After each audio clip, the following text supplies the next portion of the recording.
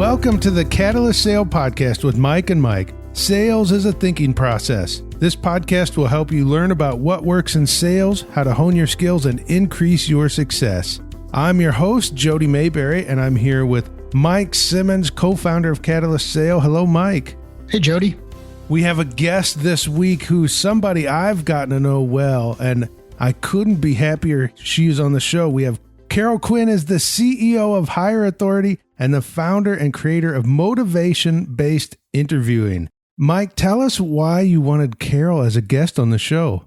Well, actually, I'm going to start first where I was introduced to Carol, and then I'll get into the why. It was, again, another one of these great discussions that you and Lee had on a podcast back. I think this one goes back into 2015, maybe summer of 2015. And Carol was on talking about interviewing. Lee was talking about hiring. I've since read Carol's book. I've gone through her course. And I think that our audience is really going to get significant value out of her perspective around things like asking the right questions, designing an interview, consistency, general approach, things that we do wrong. And Carol, thank you very much for joining us today.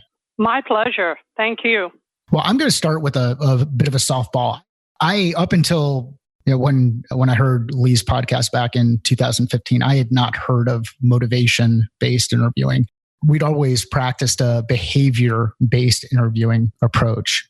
We traditionally hire for attitude and initiative is how we've looked at the interviewing practice. Can you help us understand what the difference is between motivation-based interviewing and behavior-based interviewing?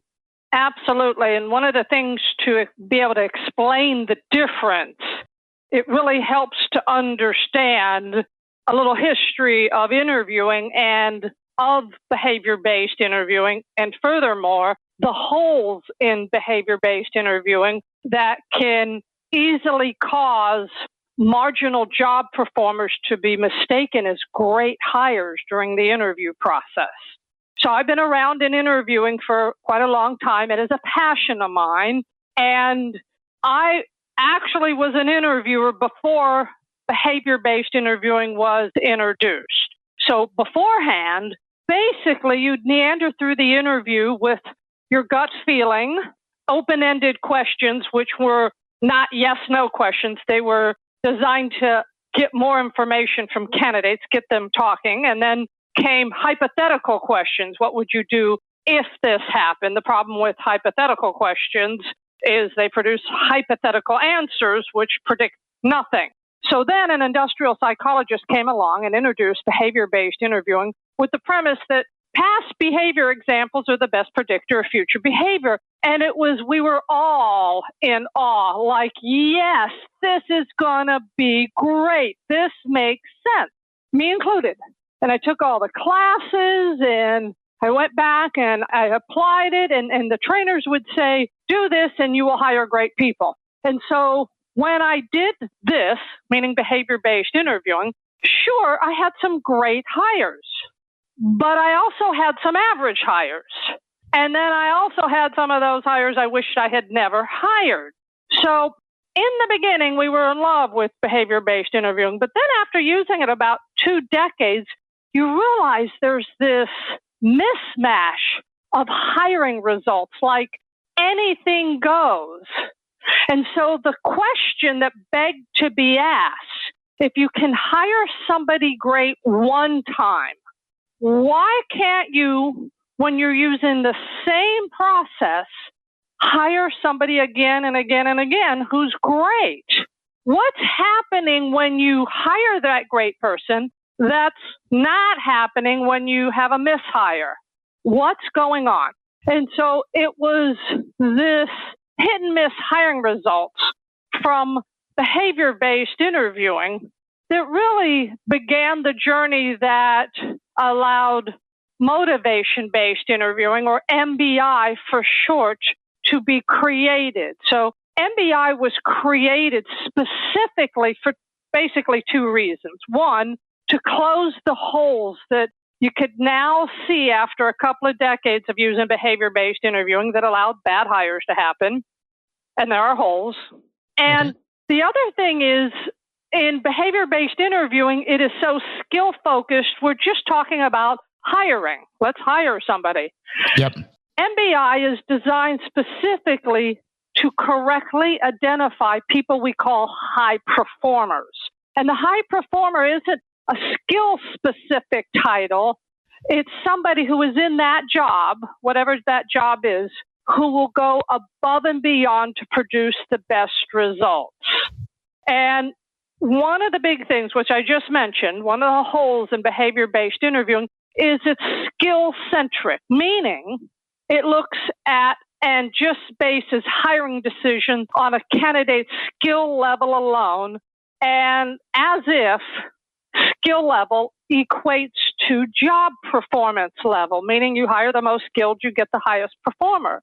The problem with that concept, that notion, is we know high performers have great skills. You can't be the winningest race car driver and not know how to drive a car. You have to have great race car driving skills, right? Right. The issue is you can have great skills and be an average job performer, right? You've hired people with great skills and they turned out to be average, right? Sure. And you can have somebody who has great skills who turns out to be a bad hire, a disaster. So if you hire based on skill level alone, you could get a high performer, an average performer, or a poor performer. So the interview process needed to go beyond that. And it's because organizations are so behavior-based interviewing, attached, or because they are so focused on hiring for skill level alone, as if that's the be-all and end-all, we have high performers, average performers, and low performers in most organizations, not because they were created that way after they were hired, but because they were hired. So the interview process has evolved, and that evolution is motivation-based interviewing. And to give you the basic difference, MBI looks at what all high performers have in common, and research has boiled it down to 3 components. They have the skill to do the job. They have the passion to want to be doing that particular work, that particular job. And they also have a certain type of attitude. And attitude is one of those ambiguous words like, hey, Mike, I notice you have an attitude. I mean, we don't know if that's good or bad. Of course, in your case, it's good. Well, it depends on who you talk to. To define attitude, it's how a person responds to on-the-job challenges, obstacles, difficulties.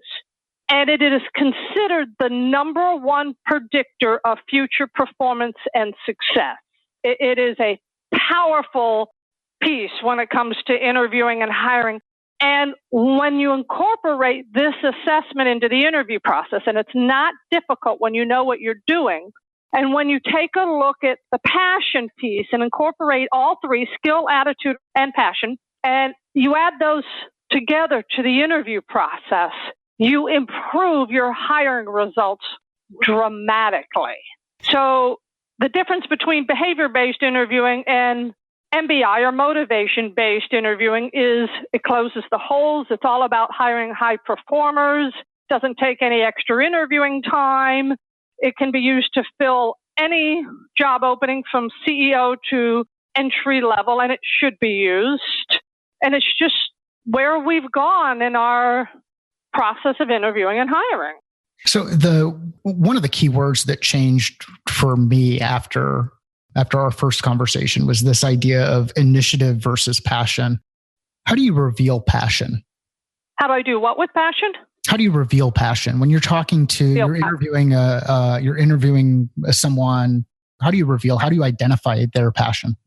Well, and that's learning MBI teaches all about what questions to ask and how to assess it. But to give you an idea of how you go about this, you have to be able to, as interviewers, be able to distinguish incremental performance differences.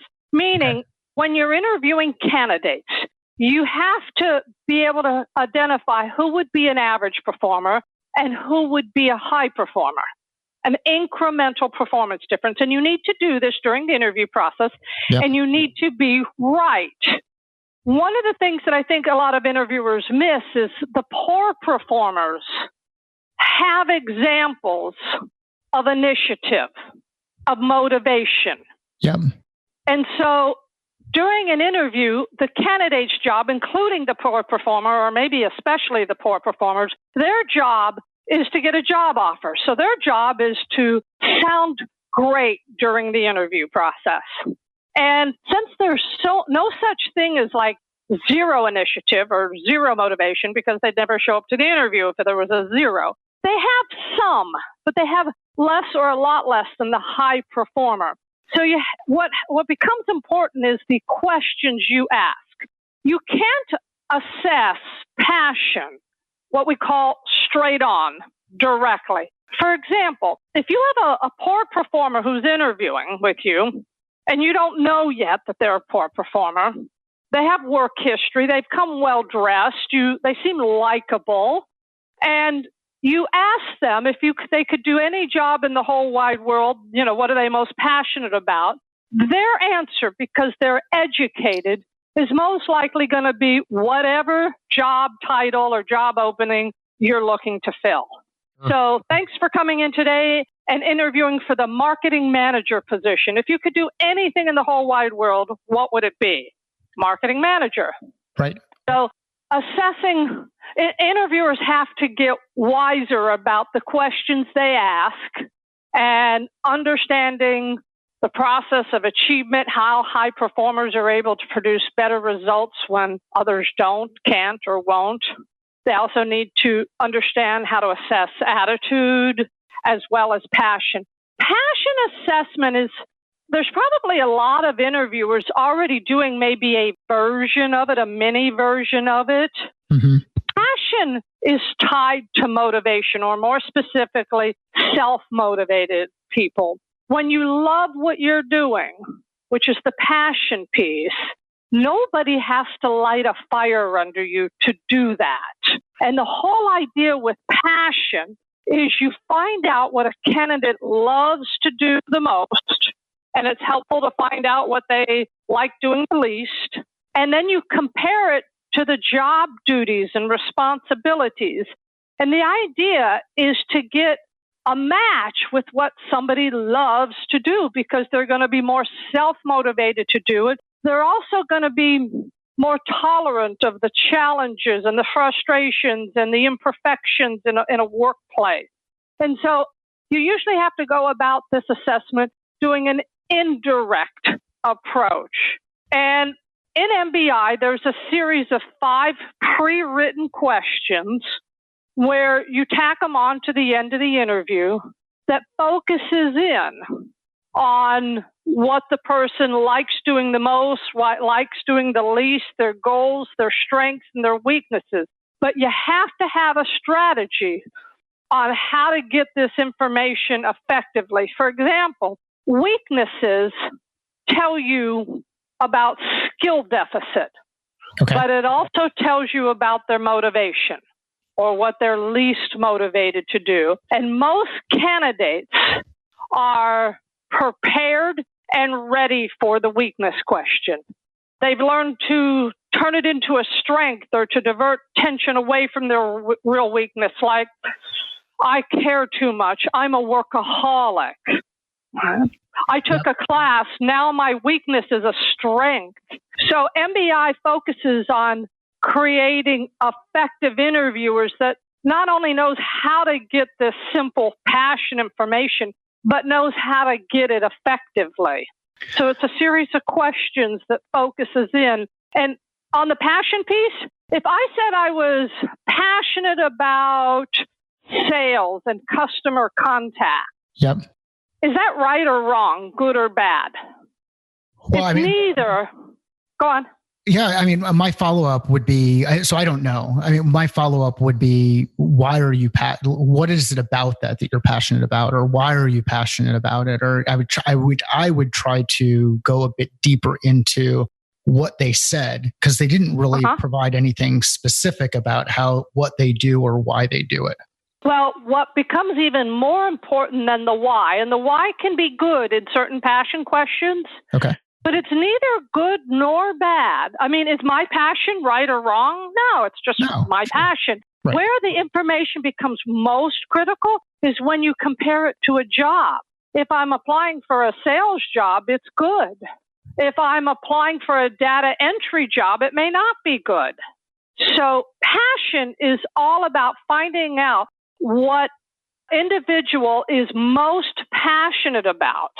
And in some cases, why? Like if somebody asks, if you asked about favorite job, asking the why is very important because that gets you more to the passion information. Why was that job your most favorite? Yep.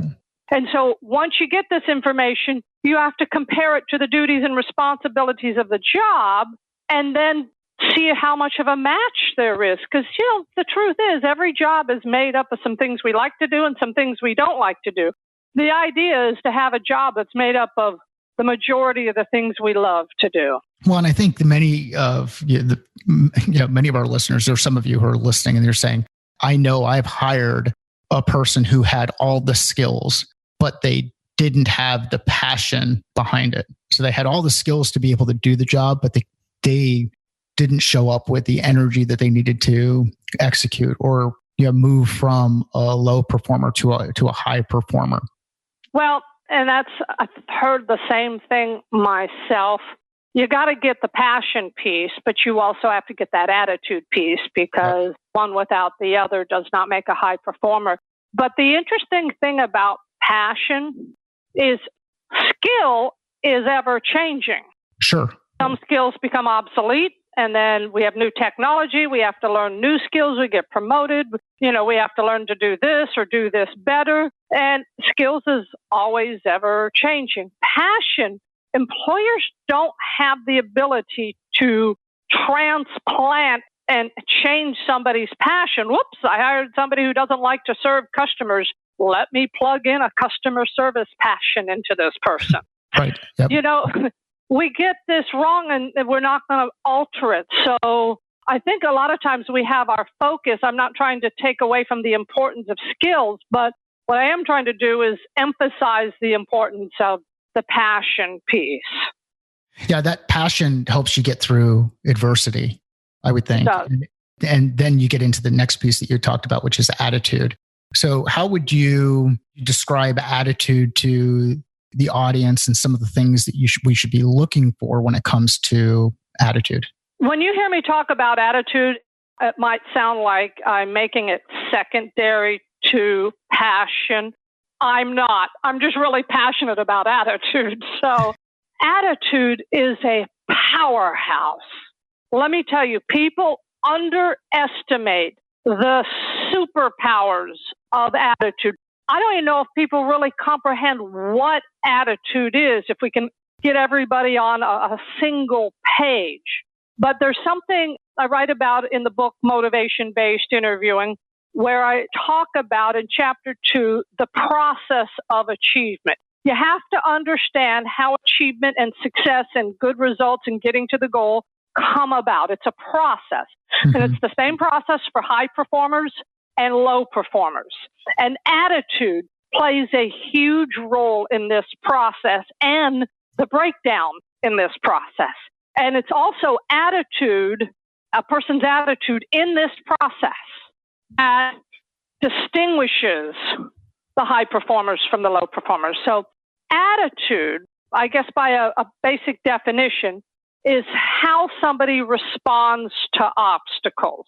Getting to any goal, there's going to be challenges. Challenges like you're short-staffed, you don't have enough money in the budget, you don't know how, technology changes, pricing, the competitor has lower pricing, you don't have enough time. They're all difficult customers, difficult coworkers. These are all real-life, on-the-job challenges in which we still need to get to the goal, achieve good results, despite these challenges. The problem is when these roadblocks, these impediments to success pop up, the very nature of an obstacle is we don't know how to overcome it initially.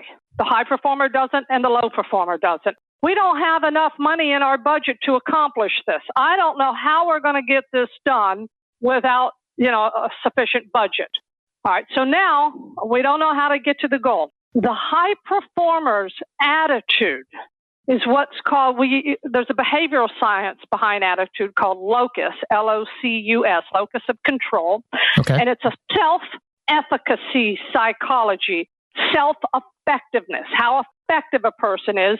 And it also has to do with how much power a person believes they have within their own mind, perceived power, to produce desired results. So we look at these obstacles, and we have one type of attitude that's associated with the high performer that looks at this challenge and goes, I don't know how to do it, but I know I can figure out a way. We can brainstorm, we can problem solve, we can come up with a solution. It's an optimistic type of attitude that doesn't have any secret, like, I already know the results. They don't. And we're not talking about small obstacles. These can be monumental obstacles, like getting a man to the moon before we ever got a man to the moon. Sure. But what they do with this, their attitude, because it is solution-focused and empowered, it does something that the low performer's attitude doesn't do. It goes into problem-solving mode. It activates the part of the brain where the brain seeks solutions. They're not afraid to step into this part of the process of achievement where you try something, it doesn't work. You tweak it, you try it again, it fails again. You figure out another thing to do. You try that, you try, fail. It's the Thomas Edison, who failed over 10,000 times while trying to invent the incandescent light bulb. It's a process. And the high performers have this optimistic resilience that keeps them in the game and keeps them problem solving and seeking a solution. The interesting thing is when a person first encounters an obstacle, their attitude, their mind makes up a split-second decision of whether they can or they can't overcome it. It's not this thing that takes 30 minutes or does a lot of research first before it comes up with an answer. By adulthood, it's already an established habit, a pattern. Now, the people with the I can't attitude, it's called an external locus of control. These is associated with low performers and the lack of self-motivation. These people can have great skills and work history, but when they come up against a monumental challenge, they don't do the same thing. They look at the challenge and they say, well, that's unrealistic. They didn't put enough money in my budget. They can't expect me to do it. It's not my fault. It's beyond my control. There's nothing I can do about it. And this also happens very quick. And what they start doing is building a case for why they're right, why it's impossible, why it can't be done. We know these people. These are the toxic people in the organization. They always have a reason. They expect you to, they have a reason for poor results, for being late, why it's not their fault. They expect you to believe it. And this is also attitude. Yeah, it sounds like a lot of excuses, right? It does. The thing is, no one is pure I can optimistic or pure I can't pessimistic, excuses, blaming. We all have some of both. Yep. And so in the interview process, unless you know how to expose this information, you never pick up on it necessarily. And you could hire somebody with an ineffective attitude that seemed to interview well, seemed to have all the great answers to your interview questions. The thing is, it is so easy to expose once you know how. It takes no extra interviewing time, and it is the number one predictor of future performance and success. In fact, Harvard Business School did some research. They came up with 4 components that they said were associated with success in business. 3 of the components combined: skill, knowledge, and IQ. They lumped those 3 together: skill, knowledge, and IQ. Okay. Contributed less than 7% of success. The 3 combined. So we're so focused on hiring skill, and it plays less than a 7% role. Wow. In success. The 4th component, which had the 93% Impacting success, attitude. Attitude, again, is a powerhouse. And interviewers, when they hire great people, which they do and which you have done, Mike, when you hire a great person, you're getting that skill, attitude, and passion all in one. The problem is a lot of interviewers, they don't know what they're doing and how they're doing it, so they can't do it with consistency. They don't have consistency in effective questions. So it's not repeatable and duplicatable. And so you're getting some good hires out of good luck and some bad hires more out of some bad luck. So what needs to happen is interviewers need to, let's face it. How many interviewers listening to this have ever received proper training on how to interview and hire? How many people can tell me what an effective interview question is right now? Right. I bet they struggle with it. I would imagine most of the training they get is around, here are the things you should not ask for or ask because it can get us. Legal do's and don'ts. Or what else the training they get? What's that? How to motivate the unmotivated. It's called employee engagement. How to maximize the performance of the bad hires you've already hired instead of how to avoid hiring the bad hires. Right. Yeah. It's amazing how a hiring mistake, how much that can set you back. And it's not just the cost. The money is one thing. Making the bad hire, investing in the training, having those things not work out. Sometimes there just isn't the right fit inside an organization. And ideally through what Carol is sharing today and the work that she's done, both the book and the course, those of you will get some ideas and some practical things that you can apply to improve your performance here when it comes to hiring.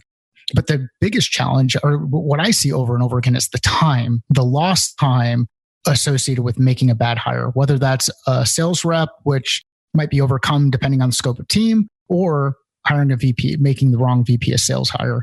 So, Carol, if we could transition and talk about some more specific tips or even mistakes that people make when it comes to actually doing the interview. And one of the ones that jumps out at me is that you described in your program is, I think of it as leading the witness. I think you called it one-upsmanship. Can you talk a bit about what one-upsmanship is and how come people fall into that trap? Yeah. Like I said, I have been around interviewing and hiring for a couple of decades, and it is my passion, what makes people tick. And it's not just about understanding the interview process and interview questions, but it's also about understanding the job candidate. Okay. And it's also about the evolution of interviewing and hiring. For anybody who's, over 40, you remember the time before the internet. Yep. Because the internet is still young, even though it's everywhere. But before, job candidates used to go to the bookstore, and in the career section, there would be about 200 books for job seekers on how to impress an interviewer, how to ace the interview, how to write a resume, how to write a cover letter, what color is your parachute, what do you want to do, all of these things. And somewhere tucked in the nooks and crannies were maybe out of the 200, 4 books on how to hire well. And as we have evolved and the internet came around, all of the information that was available in these books for these job seekers went online. And it's there in a split second on your mobile device with the touch of a finger. Well, then we had the Great Recession, where we shed, 8-10 million jobs. And so now you had desperate job seekers and the internet. So job seekers, hungry for a paycheck, made it their full-time job to educate themselves on how to get a job. Mm-hmm. So what we had was the evolution of the job candidate and their skill on how to ace an interview. Now, this wouldn't be a problem if all these great candidates who interview so well are high performers. No problem whatsoever. The problem is this information was available to people who we should not be hiring, people who are not high performers. They can come to the interview and wow the interviewer and they're still bad hires. At the same time, in this scenario, what we didn't have going on is an evolution of the interviewer. We got introduced to behavior-based interviewing 2-3 decades ago, and that's where we sat, with all of its holes that allow some marginal performers to be mistaken as good hires. So what we ended up with is an uneven playing field. So when I get to one-upsmanship, we don't just want an even playing field. We just don't want the interviewers now to be as good as the job candidates we're interviewing.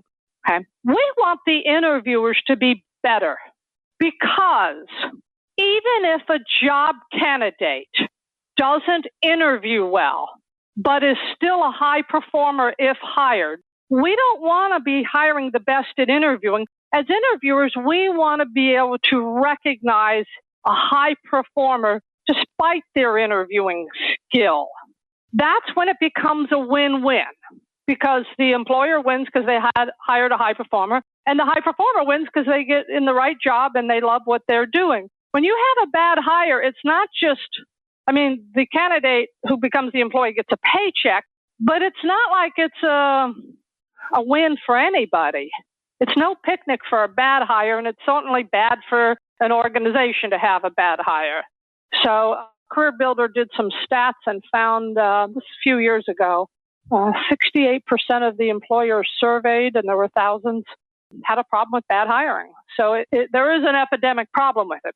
So the one-upsmanship is really about giving the advantage back to the interviewers, so they know how to conduct an effective interview, which means ask effective interview questions, know how to get the information, know how to see through somebody who is just an interview-savvy candidate, and knows how to make a great hiring decision, and somebody who will say no to a candidate who's not a high performer. And you mentioned sales. Yep. Sales is one of the most interesting of all interviews. Why is that? Because you have candidates who come to the interview to sell themselves because they're interviewing for a sales job. Sure. And then you often have untrained or inadequately trained sales managers conducting interviews who is often selling the job to the candidate. You have a whole lot of selling going on and not a lot of effective interviewing going on. It becomes this interesting dynamic. And just because somebody is outgoing, extroverted, doesn't mean that they're going to be a high performer and be able to achieve sales quotas in an environment where they have stiff competition or a client who has a lot of objections that they're having trouble overcoming. So, this is the revenue generating center of an organization. It's most important that the high performers are here. So you get into this, you've got this agenda on both sides. You've got somebody on the other side who's looking to get the job, and then you've got someone on the side of the company who wants to put somebody in that place. And the person who wants to put somebody in that place looks at it and says, I need to get somebody in here quickly so that they can turn into a revenue producing member of the team. And I want them to be excited about it. So it's really interesting to hear you talk about that dynamic of both. Now you've got a job or a couple of jobs where you've got somebody who's interested in the job, someone who's interested in filling the job, and they're both ultimately selling to each other. And I would imagine that creates significant risk or significant blind spots that are not addressed because we're not asking the right questions. Yeah, and it's needless too. And, when you talk about sales teams, the team is only as good as its weakest link. Sure. Yep. Well, and you hit on it before where you were talking about attitude and how quickly that attitude can just permeate an organization and suck people down. When you've got, and it was really interesting to hear you talk about it just a couple of minutes ago, but how quickly that trigger happens, how it's just an immediate response. And we've had people like Donald Miller on the podcast before talking about the brain and survival. And this gets into that survival I think, and I'm not schooled in behavioral sciences, so that's, which I'm sure ASU would be really happy to hear, considering I've got my BA in psychology, but it's this immediate reaction that just kind of happens. And I think of it as a gate. It either sends you down one path where you're saying, I can do this, or another path, which is, here's all the reasons why I can't do that. And then all of that process begins. So, Carol, one of the questions that comes up from time to time across from people who listen to the podcast is, okay, so this is really good information, but how do you keep track of the data? And what that leads me to is, like, what do companies that either you've worked with or that you see out in the marketplace, what are they doing when it comes to tracking the effectiveness of their hiring process? So many companies, it's a great question, Mike. So many companies are running so fast that they're not tracking the right hiring data. For example, there's some standard hiring metrics out there that have been out there longer than me. But these metrics that are the norm, take a look at the efficiency of a process in what I consider the least important ways. For example, the companies look at how long it takes to fill a job opening, which is time to fill, and they get an average number. And they take a look at how expensive a position is to fill, and it's a cost per hire. But what it suggests is the lower these numbers, the better. The less time the job is open and the faster it's filled and the less it costs, the better. But what it also leaves open is a fast, cheap hire that is a bad hire is all that counts. Fast, cheap, fast, cheap. Mm-hmm. And we fail to look at quality of hire. We look at, the efficiency of a process without looking at the effectiveness of the process. So I contend that quality of hire is the number one most important metric. In fact, it doesn't take any longer to have a good hire than it does to have a bad hire. It's the same interviewing time. It's just an effective process that knows what information to get and says no to the people who are the bad hires. That doesn't take any extra time to do that. So quality of hire is one of those things that a lot of organizations, they go, well, we don't track it because we don't know how to track it. Or they think it's cumbersome, like we don't have the manpower to do it or the technology to do it. There is some very simple ways to get quality of hire data that doesn't take a lot of manpower. In fact, Mike, on the Hire Authority website, which I know you haven't mentioned yet, but it's HIRE authority.com, under the free resources tab, there is a free tutorial on how to track quality of hire that includes an Excel spreadsheet that you can download free, instructions, and all the formulas built in that you put in 3 basic pieces of information, it'll track your past quality of hire. And then if you put in 3 pieces of information going forward, it'll track and compare your before and after quality of hire and do it in graphs and spreadsheets so it looks really, easy to see. So the information is out there. It's free for people. So we have had organizations where they took a look at their hiring metrics using behavior-based interviewing, and then they provided some MBI training to their interviewers, and then they track their hiring results going forward. So basically, the benchmark is the behavior-based interviewing data. Okay. The quality of hire and information. Mm-hmm. And it only takes about 2 to 3 weeks, depending on the size of the organization, to get this benchmark, because you're taking now and you're going back 12 months. And you can gather that pretty easy, the 3 pieces of information. The going forward takes longer. Okay. We will include a link to that in the show notes. All right. The going forward is taking a look at who is hired and how they're performing over time. It's one of those things that you have to provide training. You have to make sure they're 100% ramped up and doing the job fully. And then you take a look and evaluate the quality of their job performance. And you do this over a period of time, so you end up getting enough data to compare it.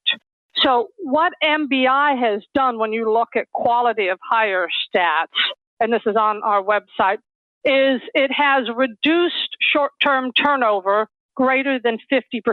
Short-term turnover is a powerhouse when it comes to data and hiring metrics. Let me tell you why turnover or short-term turnover. First of all, short-term turnover is an employee who stays less than 1 year. So they were hired and they left either voluntary or involuntary, quit or got fired in less than 12 months or less. Okay. The reason that information is so important is short-term turnover is tied to the hiring process. It means you hired somebody who didn't want to do the job or couldn't do the job. So when you take a look at the improvement of a 50% reduction in short-term turnover, and when you take a look at quality, the organization that's on the website, their data, they had 85% of their short-term turnover, so people who stayed less than a year, never performed well. They were hiring people who never, ever did a good job, which suggests that they had a quality of hire problem. If you have people who are leaving who are great performers, but they're just not staying, then you have a retention issue. And it's very important to be able to distinguish the difference, because if you have a quality of hire problem and you try to retain those people, those marginal job performers, you end up creating a culture of mediocrity. You try to hold on to bad hires. You know, that attitude and the passion part that we talked about? Yep. Neither one of those you can change in another individual. So the rule is the passion, person's passion that you hire, that's it. That stays. You can't just talk them into loving the job or parts of the job or tell them why the job is so important and change their passion. That would be like saying, my favorite color is yellow, but you're going to put me in a blue job. And now you have to change my favorite color from yellow to blue. Okay? Attitude is the other part that doesn't change. It's 80% formed by age 5. It becomes an unconscious habit in adulthood. It's not that it can't change. It's just that if it's going to change, the person who has the attitude has to change it, not their employer. So on the metrics piece, those components are indicators of self-motivation and high performers. So the idea of getting these metrics right and taking a look at it, the number one reason for metrics is to motivate positive change in the hiring process. If you don't know what your numbers look like and you go, I hire just as good as anybody else, there's no motivation to change. So, and you're not going to change the employee. You're not going to turn a bad hire into a good hire. All right? Training's not going to fix what the interviewer missed. So the metrics are almost the key to the awareness that's needed to move beyond, the current path and to achieve greater success. I mean, we're not going to employee engage or motivate the unmotivated ourselves to being a super organization. We're going to achieve greater success as an organization because we're hiring better people, better performers. So this, it makes great sense. And thanks for sharing that. And again, we'll include the links to the resources in the show notes. As we kind of wrap things down or wind things down, and can you kind of tie this up for the audience and talk about how do you bring passion, attitude, and skills, these 3 components of MBI, into the MBI interview process? It's a great question because we have talked in depth about what these are, but we haven't talked about how we've been going to pull them all together. Yep. An MBI interview, in a lot of ways, when people go through MBI training and they understand the 3 components and how they play out and how the high performer ticks and what's missing in the low performer and what you can change and not change. And then as they learn about what information they need to gather during the interview process, the most amazing thing happens. We go all this way out and we almost come back to where we are right now before we even started. So the average interviewer they take maybe an hour, give or take, ballpark, an hour to conduct an interview. The problem is a lot of their questions, either A, are just off the top of their head. They're not written in advance. They're just what they're thinking about based on looking at a resume. Or B, they're structured, meaning they're written in advance, but they're not that great. They're not what I call effective. When we go in and we take a look at an organization's interview questions, and we've done this a lot in sales, what we'll find is the existing questions, the behavior-based questions usually, we'll find 80 to 90% of these questions that are being asked are ineffective. So we put them into three categories: red light, green light, and the yellow light in the middle. A red light is a bad question. It'll help a candidate spin overly positive information back to the interviewer. If they get a skewed score, it skews the hiring process. We throw those questions out. The yellow light is usually a fixable question. Modify it and it's effective. And then the green is already good questions. So first of all, MBI starts with what an effective question is, and it's a three-part question. It has three rules. You follow those, you're done. Now, here's the thing. MBI assesses skill. Properly and consistently phrased skill assessment questions will gather a second piece of information free of charge, no extra interviewing time, no extra interview questions, and it'll gather that attitude information as long as they follow the rules. They're effective. So since you're asking skill questions anyway during an interview, and you're going to assess skill, if your questions get the attitude information, no extra interviewing time, and you do a separate score for that, because there's two attitudes, an effective one and an ineffective one. Mm-hmm. Okay, so you do that. You learn how to listen and assess and score attitude. And then that's just one set of questions right there, what you're already doing, you're assessing skills. And then you tack on 5 passion questions onto the end of the interview process. They take 5 minutes. That's your whole interview. MBI also teaches effective information gathering techniques, how to get your candidates' guard down, the importance of indirect questions, how to get your candidate really befriended, techniques where they just start sharing and spilling more information. For example, one time I had a candidate tell me, she touched my hand, my arm gently, and she goes, "Can I be honest with you?" And I looked at her and I'm going, "Of course you can." And she said, "Well, I was so disappointed that I didn't get the promotion. I made an anonymous call to the IRS about my boss because she had bragged how she wasn't honest on her tax returns." Oh, no. Now, I know that this was a problem for her because it was a couple of months later she was talking about her IRS audit. Imagine a candidate sharing information like that or whatever else they have hidden. Right. You have to use effective information gathering techniques. You have to play to win. You have to pull out the information that's going to expose a bad hire, meaning you have to ask effective interview questions. You have to know how to assess it. You have to create the right environment so they talk. You have to have some do's and don'ts there. But this takes no extra interviewing time. What it takes is properly trained interviewers. So the MBI interview is really taking what we've learned all our lives in interviewing and hiring and saying, well, there's a hole here, a hole there, a hole here. Let's close all those holes. All right, now we have a better interviewing process. It's called MBI, motivation-based interviewing. Did that answer your question? It did. And awesome and great example. And what you highlighted there is how important building rapport is and comfort is in those discussions, because would you want to have someone who made that decision as part of your team, and what kind of impact could that type of person or that person have on your team? Carol, this discussion has been amazing. Really appreciate the time.